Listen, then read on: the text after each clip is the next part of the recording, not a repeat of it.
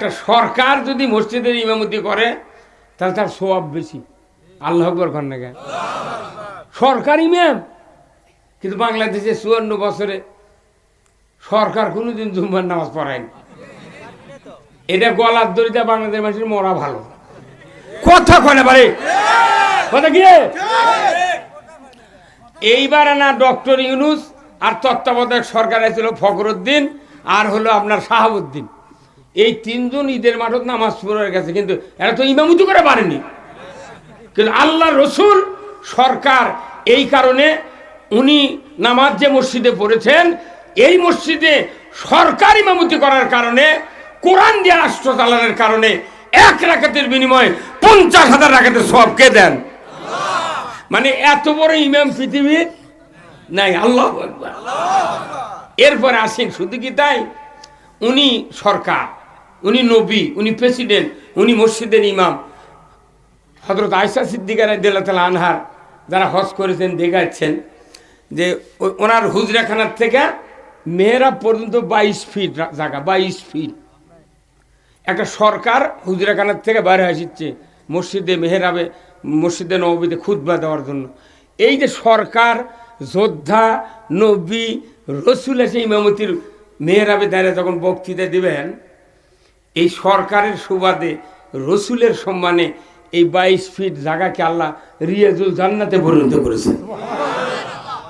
আর আমাদের দেশের কত সরকার, কত মন্ত্রী সংসদত গেল, উনি যে রাস্তা দিয়ে যায় কুত্তা শুয়ে থাকে। হ্যাঁ কতক্ষণ? এমনই এমপি আমরা দেখেছি, মেয়ে মানুষ এমপি হচ্ছে বানান করে পড়ছে, সবুজ কাপড় দেখ মেয়ে মানুষ বানান করে, মনে ওটিতে উচ্চারণ করে দিয়েছ। হ্যাঁ কতক্ষণ না? তো এগুলো সরকার দেয়া ওই মসজিদের সোয়াব হবে? আবার আমরা যদি সোয়াব নিবার চাই, আমাদের একটা হাদিস আছে রসুলের যে 27 গুণ সোয়াব হয় মসজিদে নামাজ পড়লে। তাহলে 27 গুণ সোয়াব নিতে কিছু কিছু পার্স লাগবে। 1 নম্বর হলো অজু ভালো করে হওয়া লাগবে, নেসফ পোশাক লাগবে, তারপরে আপনার সুরাকারের সঠিক লাগবে, টুপি লাগবে, দাড়ি লাগবে, পাগড়ি লাগবে, আবার নামাজের মধ্যে খুশু খুশু থাকা লাগবে। এই করে যদি নামাজে এক ওয়াক্ত পড়ে পারেন তাহলে 27 গুণ সোয়াব। কিন্তু আছে হলেন সব টোন টাইট।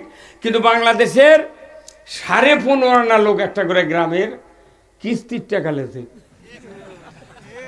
কত গোনা রে, কত গোনা? সোয়াব হোক 27 গুণ, আমিও চাই, কিন্তু কিস্তির টাকা লওয়া হারাম না হালাল? সুদ হারাম করতেন কে? দিব্যি তারাবি পরে এতেকাব করি, হজ করি, উমরা করি, কুরবানি দিই, সব করি, আবার সুদে করে টাকা লাগাই, সুদে করে টাকা খাই। কিয়ামত পর্যন্ত হয় যে এই মানুষ ভালো বানান যাবে না। তাহলে এই লোকগুলা ইমাম সাহেব ঠিকই জুম্মার নামাজ পড়ে মোনাজাত করছে, আল্লাহ তুই গুনাহ মাফ করে দে, বাপ মা জান্নাত দে। কিন্তু পেছনে যারা আছে মুক্তাদি, এরা সবাই করছে আমিন, কিন্তু সুদে করে টাকা লিছে। আমি আমিন করলে আমিন চলবে? যখন রেজিস্ট্রি অফিসে জমি দলিল হয় না, দেখবেন ওই স্ট্যাম্পের উপর একটা কোর্ট ফি বসায়, কোর্ট ফি। এই কোর্ট ফি কোনো দলিলের আমিন কোয়ার একটা পার্স। কোর্ট ফি যদি জাল হয়, সাব রেজিস্ট্রারে এনাও সই করবে না। হ্যাঁ কত কর না আপনারা সই করবে না? তুমি জাল টাকার কোর্ট ফি লাগাছো কে? জাল কে? আমাকে দেখলে বাংলাদেশের যে পরিস্থিতি, আজকে আমরা সারা বাংলাদেশে আল্লাহর দ্বীন কায়েমের জন্য বাংলাদেশ জামাত ইসলামী এই দেশে চেষ্টা করছে। কারণ কি? খালি সুদ হারাম করার জন্য। সুদ হারাম না করা পর্যন্ত একটা মানুষের ইমান নাই। দাড়ি টুপি জুব্বা সব আছে, কিন্তু ভেতরে মাল নাই। সেই রসুলের আরেকটি গুণ, কি গুণ? উনি হলেন তামাম পৃথিবীর সর্বশ্রেষ্ঠ একটা সফল রাষ্ট্রনায়ক, প্রেসিডেন্ট। এই কোরআন দিয়া বাংলাদেশের মতো 27টা রাষ্ট্র উনি শাসন করেছেন 10 বছর। সবাই ঠিক করলেন না কেন? রসুলের নেতৃত্ব মেনে নিতে কি অসুবিধা হচ্ছে? খবরদার, রসুল বলেছেন আমার শাসন, আমার নেতৃত্ব দ্বারা মেনে নিতে পারবে না, তাদের কোনো ইবাদত আল্লাহর দরবারে কবুল হবে না। আমরা কি রসুলের নেতৃত্ব মেনে নিতে রাজি আছি? কারা কারা দুহাত তুলে আল্লাহকে দেখান। লিল্লাহে তাকবীর, নারায়ে তাকবীর। আল কোরআনের আলো, আল কোরআনের আলো, দুনিয়ার মুসলিম, বাংলার মুসলিম, বগুড়ার মুসলিম, শেরপুরের মুসলিম, কুসুম্বির মুসলিম, আকরামপুরের মুসলিম, লিল্লাহে তাকবীর। এতক্ষণকে বোঝা গেল শোভা হচ্ছে, এই কথা ঠিক কিনা? আপনাকে বাঘের মতো আওয়াজ দিতে পারেন, তাহলে আমার বক্তৃতাও বাঘের মতো হবে। জনগণ যত ঝিমাবি তত শয়তানি সরকার কায়েম হবে। জনগণ যদি সোচ্চার হয়, যদি বলে যে আমরা এবার উলঙ্গ এমপি চাই, ওই হজ করলো আর ন্যাংটো হাসা লাগবি। কতক্ষণ এই যে ভোটার চেয়ে সুযোগ এসে গেছে, তুমি নামাজ পড়ো। আজকে আগে এক দলের এক নেতা বলেছে যে আমরা আজ থেকে নির্বাচন পর্যন্ত জামাতে নামাজ পড়বো। তো একজন জিজ্ঞাসা করছে, এক মেয়ে চল তে না ভোটের পরে তুই পড়বো না? আল্লাহু আকবার। ওরা তাহলে ভোটের তাহলে এই যে আমরা যে বক্তৃতা কই ভোটের আগে আসলে নামাজ ধরে, কথা কি আজ মিলে গেছে? এই কথা কর। এই যে কামেল পাশের লোক আমার দবিরুদ্দিন ভাই, ওই যে টুপি, ওই যে দাড়ি, কোনদিন কমিছে? আমরা 40-47 বছর বক্তৃতা করি, 40 বছর হলে ইসলামে আন্দোলন করি, আমার কিছু কমিছে? আমরা কি করছি 15 দিন রোজা কোনো কর্ম না আর বাকি? এই কি কথা, ওরকে মাথায় কি আছে আমি বুঝতে পারি না। এগুলো লোক যদি এমপি হয়, এ দেশের কোনোদিন সুখ শান্তি হবে না, হবে না। এমপি হতে হবে যোগ্য আল্লাহওয়ালা লোক, নবীর উত্তরসূরি যারা, তারা যখন শাসন ক্ষমতায় যাবে বাংলাদেশ সোনায় সোহাগা হয়ে যাবে।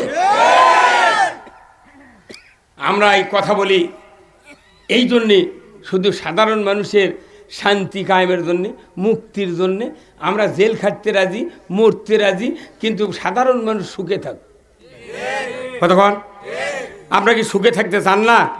তাহলে সুখের বার্তা এখন আমি দেব। আসুন আল্লাহ তাআলার দরবারে শুকরিয়া।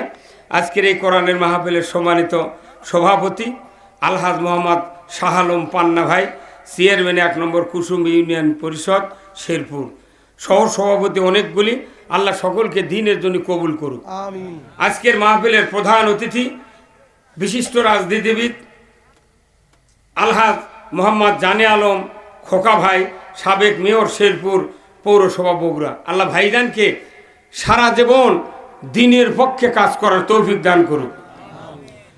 আজকের মাহফিলের এই মঞ্চ অলঙ্কৃত করেছেন এই শেরপুরের কৃতি সন্তান, বিশিষ্ট আলেম দ্বীন, বিশিষ্ট ব্যবসায়ী, সাবেক উপজেলা চেয়ারম্যান, আপনাদের প্রাণের বন্ধু জনাব আলহাজ মাওলানা মোহাম্মদ দবিবুর রহমান, জাতীয় সংসদ সদস্য প্রার্থী বগুড়া 5 শেরপুর ধুনুর নির্বাচনী এলাকা, আমির বাংলাদেশ জামায়াত ইসলামী শেরপুর উপজেলা শাখা, সাবেক চেয়ারম্যান শেরপুর উপজেলা পরিষদ বগুড়া।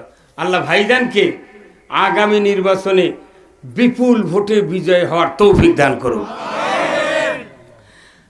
আছেন আরেকজন AKM মাহবুবুর রহমান হারেস ভাই, মোহাম্মদ ফজলুর রহমান খোকন ভাই।